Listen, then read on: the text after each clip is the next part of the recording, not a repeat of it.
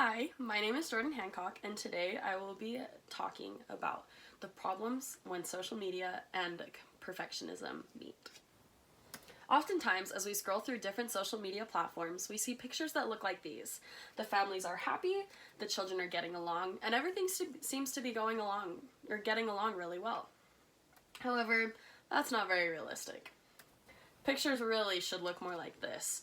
The families are fighting, everything's messy, and it's not really as good as the pictures on social media really portray. The portrayal of perfection of home and family lifestyles in social media is detrimental to the expectations and sense of fulfillment in a woman's personal life. These problems cause different things like competitiveness, which is like keeping up with the Joneses, and comparison, which makes women feel terrible about themselves. Now, it's important to understand why we use social media. Many people say that they use social media in order to connect with other family members and as a way to remember, to be able to look back and remember of things that have happened in their lives. But do we really connect, or are we just mindlessly scrolling and comparing ourselves to the people and things that we see? It's also important that we understand what perfectionism is.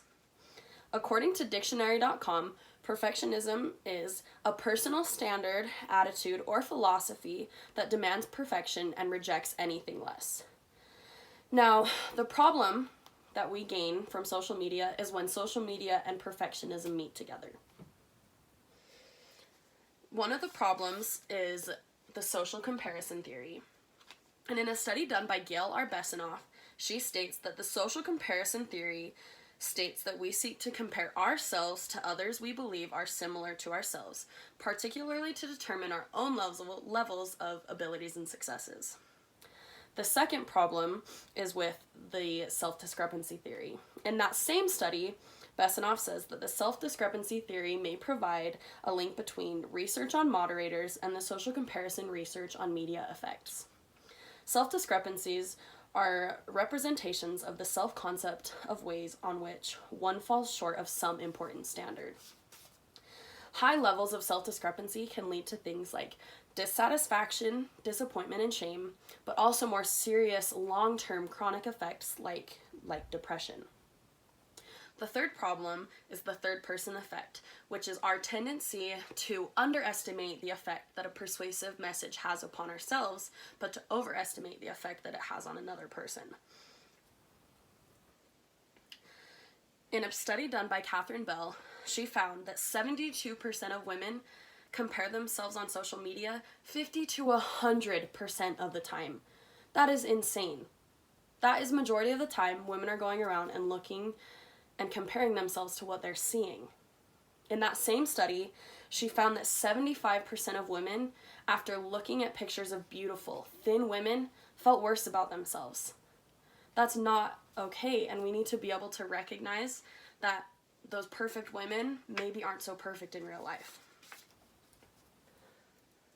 One of our solutions comes from Elder Gary E. Stevenson, and he said in his general conference address in 2017, comparing our own seemingly average existences with others' well-edited, perfectly crafted lives represented on social media may leave us with feelings of discouragement, envy, and even failure. Success in life has something to do with meaningfully connecting with others and adding light to their lives. Let us use technology to teach, inspire, lift, and encourage others to become their finest. One of the ways that we can combat perfectionism in social media, or just being able to recognize it a little bit more, is the 4 R's. The first R is recognize. Just as we are taught to call out pornography for what it is, it's important that we can call out perfectionism for what that is. If something seems too good to be true, it probably is. So be able to recognize that. The second R is remove. If you're following any accounts that bring negative thoughts or just a bad feeling and make you feel down about yourself, just remove it, unfollow the account so that you can be able to bring back that positivity. The third R is repeat. If you're ever feeling down while on social media or just in general, repeat 3 things that you're grateful for, and that tends to boost your spirits. The fourth and last R is remember. It's important to remember that social media can be beneficial. There are so many positives to social media. You can connect with friends and family, but but social media also has downsides.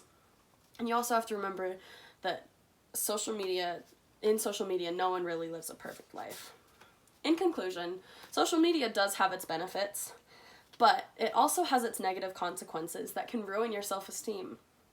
So we must be aware that life isn't always perfect, but we can always be positive. The next time you're on social media, remember the 4 R's. Recognize, remove, repeat, and remember. Thank you.